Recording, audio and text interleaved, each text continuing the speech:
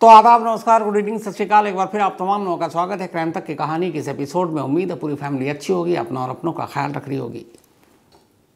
कल मैंने आपको बताया था कि कैसे एक बाइक के रजिस्ट्रेशन नंबर से शरीफुल या शहजादा, जो बांग्लादेशी सिटीज़न है, जिसने सैफ अली ख़ान के घर में चोरी की कोशिश की, सैफ पर हमला किया, जिसकी वजह से सैफ अस्पताल में सर्जरी करानी पड़ी, प्लास्टिक सर्जरी करानी पड़ी।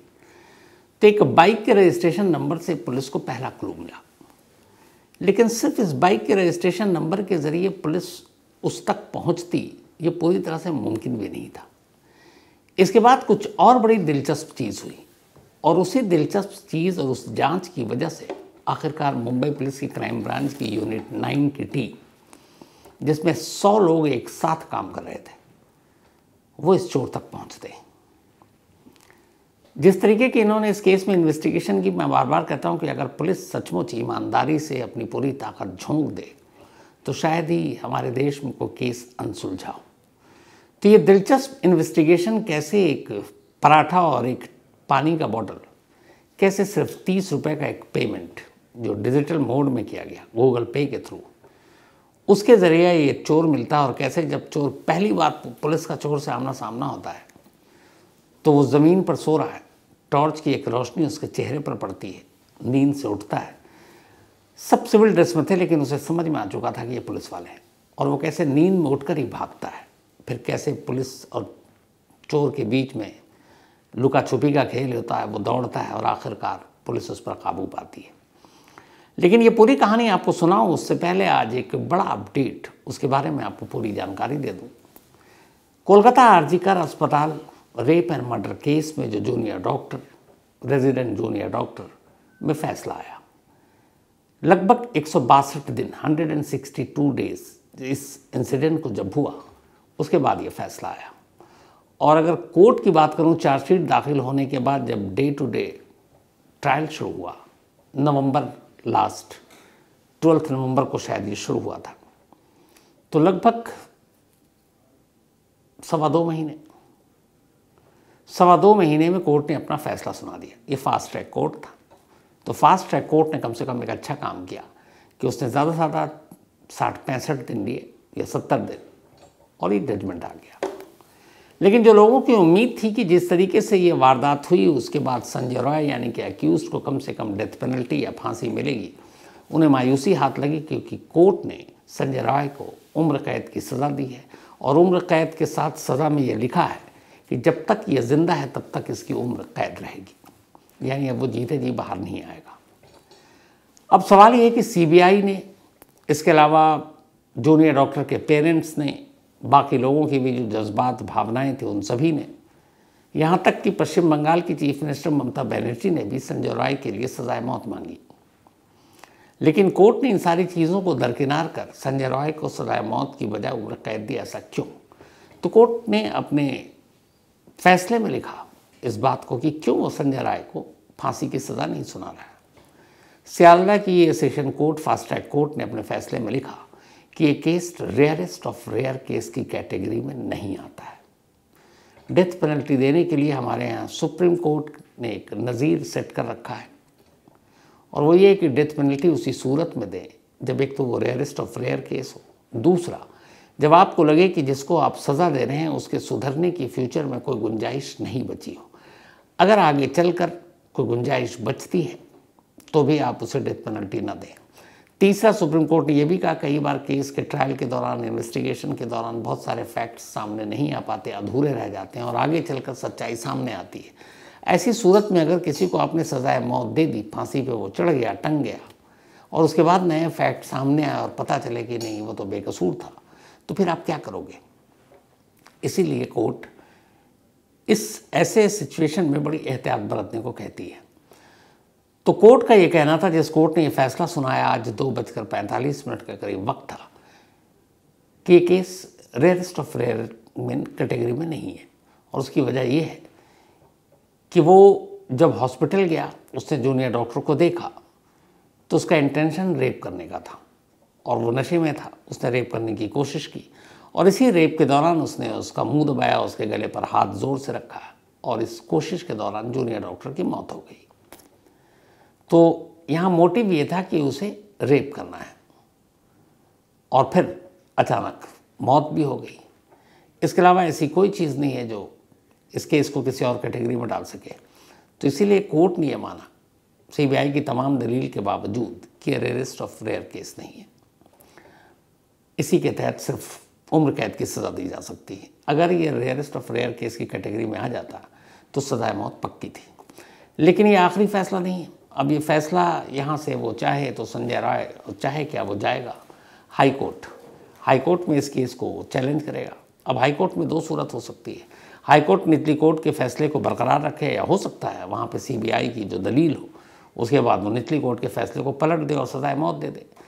तो जिस केस को लोअर कोर्ट ने रेयरेस्ट ऑफ रेयर नहीं माना, बहुत मुमकिन है हाई कोर्ट मान ले और कहे हाँ जी कुछ दलीलों के साथ कि ये रेयरेस्ट ऑफ रेयर केस है, सजाए मौत दे दे। फिर हाई कोर्ट के बाद भी जो फैसला भी आता है उसके बाद सुप्रीम कोर्ट है। अब सुप्रीम कोर्ट में भी मान लीजिए अगर हाई कोर्ट ने भी निचली अदालत के फैसले को बरकरार रखा तो क्या पता सुप्रीम कोर्ट पलट जाए और सुप्रीम कोर्ट कहे नहीं इसमें सजाए मौत मिलनी चाहिए, या हाई कोर्ट अगर सजाए मौत दे दे और सुप्रीम कोर्ट कहे नहीं आप सही नहीं हो, निचली अदालत सही थी, तो वापस उम्र कैद की सज़ा दे दे। तो कानून की लड़ाई अभी लंबी है और इसमें वक्त लगेगा। लेकिन यह है कि लोअर कोर्ट ने कम से कम अपना फैसला सुना दिया। तो बहुत सारे इफ़ बट शक साजिश की जो बातें हो रही थी, कोर्ट ने अपना फैसला सुनाते हुए ये माना है, जजमेंट में लिखा है, लगभग 1200 कुछ पन्नों का जजमेंट है, कि जो भी इन्वेस्टिगेशन की रिपोर्ट आई, जो सबूत गवाह पेश हुए, उसके हिसाब से संजय राय अकेला और इकलौता उस जूनियर डॉक्टर का कातिल और रेपिस्ट है, और इसीलिए उसे सज़ा सुनाई गई। तो ये तो रही आरजीकर अस्पताल की अपडेट। अब आते हैं आज की कहानी के ऊपर। कल मैंने आपको बताया था कि कैसे जब सैफ अली खान के घर के बाहर स्टेडियम पर सीसीटीवी कैमरे में कैद हुआ ये चोर, इसके बाद उसकी तस्वीर मुंबई पुलिस ने देखी। फिर इसके बाद 8:36 पर वो बांद्रा रेलवे स्टेशन पर मिलता है। वहाँ से वो एक दादर की ट्रेन पकड़ता है और फिर निकल जाता है। दादर के बाद वो गायब हो जाता है। अब पुलिस बांद्रा और दादर के बीच के तमाम पुराने फुटेज को खंगालना शुरू करती है। इत्तेफाक से 1 जनवरी की एक और तस्वीर मिलती है Bandra police station, Bandra railway station के बाहर, जिसमें यही चोर नज़र आता है। फिर इसके बाद 9 जनवरी की एक दूसरी तस्वीर नज़र आती है जिसमें मैंने आपको बाइक दिखाई। वहाँ उस दिन अंधेरी के बाहर ये दिखाई दिया, और अंधेरी के बाहर एक बाइक पर था। फेस रिकग्निशन टेक्निक से पुलिस ने उसको फेस का मिलान किया, 100% मैच किया, और उसके बाद उस बाइक का नंबर मिला, और उस बाइक के नंबर के ज़रिए बाइक का मालिक मिला। बाइक के मालिक के थ्रू उस चोर का सुराग मिला। ये तो हो गई कहानी का एक पार्ट। लेकिन बाइक का नंबर मिला और बाइक के बाद इस चोर तक पुलिस यूं ही नहीं पहुंच गई। इसके बाद भी कुछ और चीज़ें हो गई बड़ी दिलचस्प। उसमें हुआ यह कि अब पुलिस की कई टीमें लगी हुई थी। मैंने आपको बताया 35 टीम्स लगी थी इस केस पर। मामला हाई प्रोफाइल था, और तब तक ये भी नहीं था कि ये काम चोरी है या इसके पीछे कुछ साजिश है, कुछ और है, बांग्लादेशी है, कौन है, बहुत सारी बातें हो रही थी। तो पुलिस की टीम लगी हुई थी। इत्तेफाक से हर जगह आजकल सीसीटीवी कैमरा सबसे कारगर हथियार है। तो अब सीसीटीवी के ज़रिए उस शख्स को ढूंढने की कोशिश की जा रही थी। चूँकि वो बांद्रा से दादर के लिए ट्रेन पकड़ा था 16 जनवरी, जिस दिन ये इंसिडेंट हुआ 8:36 पर, और करीब 9 सवा 9 के आसपास दादर के बाहर निकल गया। तो पुलिस की एक बड़ी टीम दादर स्टेशन और उसके बाहर के सारे सीसीटीवी कैमरे खंगाल रही है। इत्तेफाक से दादर रेलवे स्टेशन के बाहर के एक शॉप में एक सीसीटीवी कैमरे में यही चोर कैद हुआ था, और ये चोर एक मोबाइल कवर और जो शॉप होता है उसमें पहुंचा था। वहाँ इसने अपने फ़ोन के लिए एक कवर ख़रीदा। पुलिस को लगा चलो कामयाबी मिलेगी, यहाँ से कुछ सुराग मिलेगा। लेकिन मायूसी हाथ लगी। वजह ये थी कि जब उस शॉप में पुलिस पहुंची और ओनर से बात किया, सीसीटीवी कैमरा दिखाया, वक्त दिखाया और बोला यह शख्स तुम्हारे यहाँ जब ख़रीदने के लिए आया था तो ज़रा चेक करो क्या इसने पेटीएम या कुछ किया पैसे कवर जो ख़रीदे। पहले तो ये कि ख़रीदा कि नहीं, उसने बताया ख़रीदा। तो पुलिस को अब लगा कि चलो अगर इसने डिजिटल पेमेंट कर दिया तो उसके थ्रू मोबाइल का नंबर आ जाएगा, क्योंकि आप जब डिजिटल पेमेंट करते हैं पेटीएम या गूगल पे के थ्रू तो आपका नंबर भी आता है। लेकिन पुलिस को मायूसी इसलिए हाथ लगी कि उस वक्त अब उस दुकानदार को भी इतना याद नहीं, इतने सारे लोग ख़रीदने आते हैं। बट जो सीसीटीवी कैमरे में वक्त दिखा रहा था उसके शॉप का, उस वक्त और उससे पहले के आधा 1 घंटे के अंदर के सारे डिजिटल पेमेंट के जो रिकॉर्ड थे उस दुकानदार के पास, उसने उसको खंगाल दिया, लेकिन उनमें से कोई भी वो नंबर नहीं था। अब ये भी कैसे पता करें कि भैया बहुत सारे लोगों ने ख़रीदा, अब उनके भी नंबर आ गए। पुलिस की एक टीम ने उनमें से हर नंबर को फ़ोन किया, और जब उन नंबरों पे फ़ोन किया तो उन सारों की डिटेल ली। जब डिटेल ली तो वो सारे जेन्युइन निकले। तो पुलिस के हाथ खाली हो गए। पकड़ में आया, लेकिन पकड़ में नहीं आया, क्योंकि उसने कैश पेमेंट कर दिया था। अगर वो कैश पेमेंट ना करता तो पकड़ा जाता। खैर, इधर पुलिस की कोशिश जारी रही। इसी दौरान एक दूसरी टीम को वर्ली में यही चोर नज़र आता है, और किसी कैमरे से निकल कर दूसरे कैमरे में जा रहा है। अचानक एक कैमरे में, बहुत सारे कैमरे में आया, लेकिन कोई ख़ास जानकारी इसकी नहीं मिल रही, लेकिन यही चोर है वर्ली में। तभी वर्ली में एक जगह पर एक कैमरे में ये दिखता है कि ये चोर चलते चलते अचानक एक जो ठीहा कहते हैं, छोटे मोटे सड़क किनारे जो दुकान लगाते हैं, तो एक पराठे वाले की दुकान थी, वहाँ ये रुका, और रुकने के बाद इसने कुछ बात भी की और फिर कुछ सामान लिया और थोड़ी देर के बाद निकल गया। अब इसके आगे वो फिर गायब है। लेकिन जब ये वर्ली में एक सेंचुरी मिल है, उसके करीब की ये तस्वीर थी। अब पुलिस ने देखा कि इस पराठे वाली शॉप के पास रुका, थोड़ी देर रुका, फिर गया। अब इस उम्मीद में कि शायद कुछ ख़रीदा हो, पुलिस उस शॉप ओनर के पास पहुंचती है। शॉप ओनर का नाम था नवीन एक्का। नवीन एक्का के पास गए, लेकिन उस वक्त शॉप पे कोई नहीं। किसी तरह आसपास से पूछा गया तो पता चला कि वो फलाने जगह पर रहता है। पुलिस ने उसका एड्रेस लिया, उसके घर पहुंचे, घर पे ताला लगा हुआ। अब उस पूरे इलाके में पुलिस की टीम फैल गई कि क्या पता ये उसका दोस्त। जिस तरीके से बातें कर रहा था कैमरे में कैद, वो तो ऐसा लग रहा था कि एक दुकानदार और ग्राहक का रिश्ता नहीं है, बल्कि दोनों शायद एक दूसरे को जानते हो। तो अब पुलिस लगातार ढूंढ रही है, कहीं मिला नहीं। फिर पता चला जिस घर में नवीन एक्का रहता था वो किराए पर रहता था। अब पता किया गया कि इसका लैंडलॉर्ड कौन है। तब उस मकान मालिक का पता निकाला गया। मकान मालिक के पास पुलिस पहुंची, उसने चोर की तस्वीर दिखाई। उसने कहा नहीं, यहाँ नहीं रहता। पुलिस ने कई घरों में दबिश दी कि शायद इसी में से कहीं, वहाँ सारे किराए पर जो मजदूर क्लास हैं वो सब रह रहे थे, लेकिन उनमें से कोई भी नहीं मिला। लोगों को तस्वीरें दिखा दिखा कर पूछा, पता कोई नहीं। नवीन एक्का को सबने पहचान लिया कि हाँ वो यहाँ रहता है, लेकिन उस चोर को किसी ने नहीं पहचाना। अब पुलिस के लिए बड़ी मुश्किल काम की, क्या करे। तो खैर पुलिस तफ्तीशी कर रही थी और नवीन एक्का किसी काम से गया था, भागा नहीं था। तो इसी तलाश के दौरान अचानक नवीन एक्का पुलिस के सामने आ जाता है। पुलिस से मुलाकात होती है। पुलिस नवीन एक्का से पूछती है, भाई ये तुम्हारा शॉप, ये सीसीटीवी कैमरा, ये उसकी तस्वीर, ये टाइमिंग, ये तारीख, और इस वक्त तुम्हारे शॉप पर वो आया और उसने कुछ किया, कुछ लिया, तुमसे बात भी कर रहा है। नवीन एक्का याद करता, फिर बताता, हाँ साहब ये आया था। तो फिर वही है कि आया था तो उसने कुछ लिया, तो क्या? उसने कहा हाँ शायद उसने पानी का एक बोतल और पराठा लिया था एक। तो पुलिस को लगा कि इस बार भी शायद कैश पेमेंट किया होगा। तो उसने कहा अच्छा कितने पैसे थे? उसने बताया करीब 10 रुपये और 20 रुपये, 30 रुपये के आसपास। तो उसने कहा पैसे कैसे दिए थे? तो उसने कहा साहब उसने शायद गूगल पे किया था। जैसे ही ये सुना पुलिस के कान खड़े हो गए। उसने कहा उस टाइम के सारे वो निकालो जो तुम्हारे पास डिजिटल ट्रांजैक्शन से पैसे आए हैं तुम्हारे मोबाइल पर। उसने निकालना शुरू किया। जो सीसीटीवी में घड़ी में टाइम दिख रहा था और जो वो पेमेंट कर रहा था वो बिल्कुल उसी वक्त के मैच के हिसाब से एक्का ने अपने मोबाइल में उस दिन के रिकॉर्ड दिखाए कि कितने सेल और कौन कौन किस किस वक्त कितने पैसे दे गया था। इत्तेफाक से ठीक सीसीटीवी कैमरे के साथ एक पेमेंट की टाइमिंग मैच कर जाती है। अब पुलिस उस पेमेंट को देखती है और उस पेमेंट से एक मोबाइल नंबर पुलिस के हाथ लगता है, और ये नंबर किसी और का नहीं, उसी बांग्लादेशी चोर का था।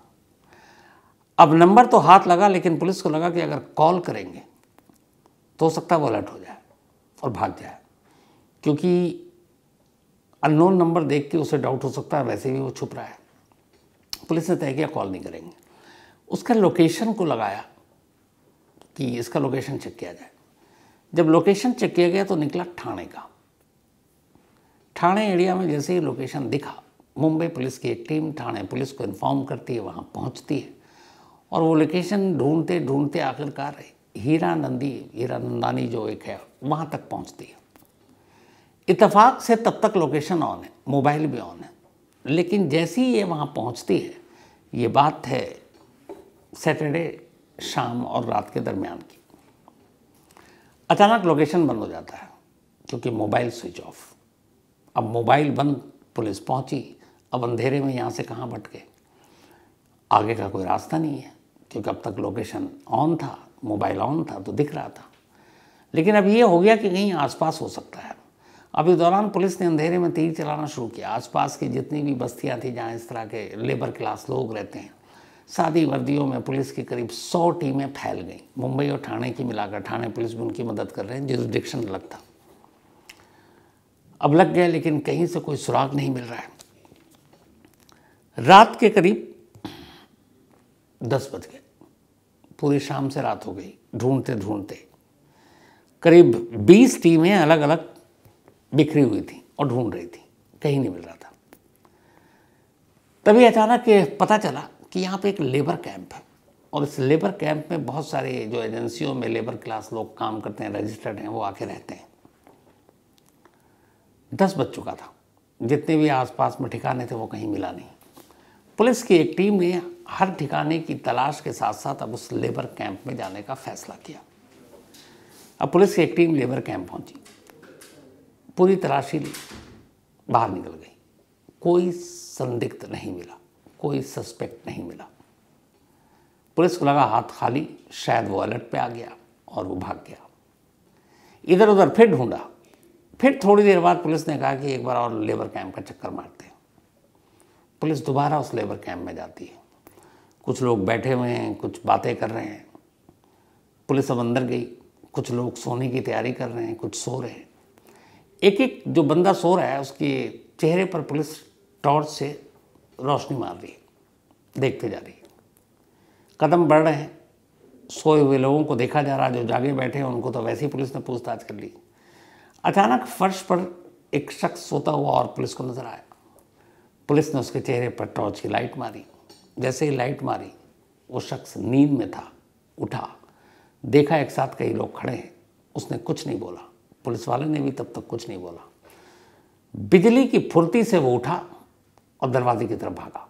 पुलिस वालों को भी मतलब मौका नहीं मिला कि उसे पकड़ सकें, लेकिन जिस तेज़ी से चेहरे पर लाइट पड़ते वो उठ के भागा, पुलिस वालों को लग गया ये वही है जो 3 दिन से परेशान किया हुआ।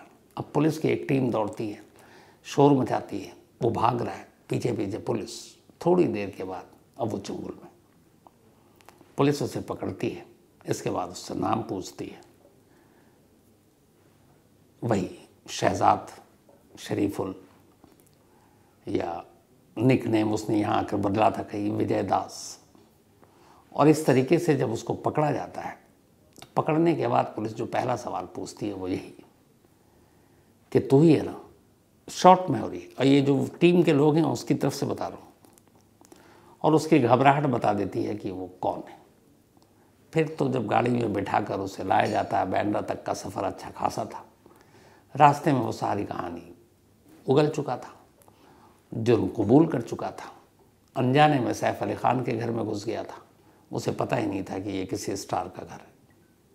सिर्फ उसे पैसे चाहिए थे और पैसे की कमी इतनी थी कि वो बांग्लादेश भागना चाहता था, पैसे ही नहीं मिले। और इसीलिए वो लेबर कैंप में बैठकर पुलिस को सिर्फ गुमराह और इंतज़ार करवाने के लिए छुपा हुआ था। तो कैसे गूगल पे और उससे पहले बाइक के ज़रिए पुलिस सिरा पकड़कर उस तक पहुंची। मैंने कहा ना कि अगर हर केस में इसी तरीके से इन्वेस्टिगेशन हो और किया जा सकता है, लेकिन इसमें कई टीमों का काम है। जैसे एक वापस इसी क्राइम जो ब्रांच यूनिट 9 है मुंबई की, इसमें सीनियर इंस्पेक्टर एक दया नायक, आप सभी जानते होंगे। मैं दया नायक का नाम अक्सर कई बार इसलिए लेता हूँ कि जितने भी मैंने सीनियर पुलिस अफसरों से बात किया, जितने मेरे रिश्ते हैं क्राइम रिपोर्टिंग होने की वजह से, उनमें कॉमन बात है जो मुझे वो सुनने को मिलता है, चाहे वो रिटायर्ड हो गए हों या अभी करंटली वर्किंग है, कि जिस पुलिस अफसर का नेटवर्क सॉलिड होता है ना, वो पुलिस अफसर बहुत सक्सेसफुल होता है। हालांकि बहुत सारे कंट्रोवर्सी भी रहे दया नायक के साथ, लेकिन आज भी मानने वाले मानते हैं कि मुंबई में चुनिंदा ऐसे पुलिस अफसर हैं जिनका पूरे मुंबई में जो नेटवर्क है वो कमाल का है, और उनमें से एक दया नायक। आज प्रॉब्लम ये हो गई है पुलिस में कि पहले जैसे ज़माने के जो नेटवर्क होते थे ना, मुखबिरों की फ़ौज, उनको पालना, उनका ख्याल रखना, उनसे ख़बरें निकालना, कई फिल्मों में आपने देखा होगा, ये हकीकत है। तो ये टू वे होता है। एक पुलिस अफसर, एक अच्छा अगर इन्वेस्टिगेटर है, वो उनका ख्याल रखता है, उसे पता है। मुझे पता है ऐसे कई पुलिस अफसर हैं जो अपने मुखबिरों की, जैसे उसके घर में शादी है, उसकी बहन की शादी है, पूरा खर्चा उठा लेते हैं। कोई फेस्टिवल हो, होली हो, दशहरा हो, ईद हो, बकरीद हो, पैसे देते हैं, गिफ्ट देते हैं। मान लीजिए कोई जेल में ही बंद हो, जेल में तकलीफ हो रही हो, कोई दूसरा गैंग मार रहा हो या जेलर तंग कर रहा हो, वो जेल के अंदर भी उसकी मदद करते हैं। बदले में क्या मिलता उन्हें? बदले में ऐसे ही केसेस में वो मदद मिलती है जो केस को यूँ सुलझा जाती है। तो ये थी आज की कहानी। अब आपसे मुलाकात होगी कल रात 9 बजे किसी नई कहानी के साथ। तब तक अपना और अपनों का ख्याल रखिएगा। Thank you very much.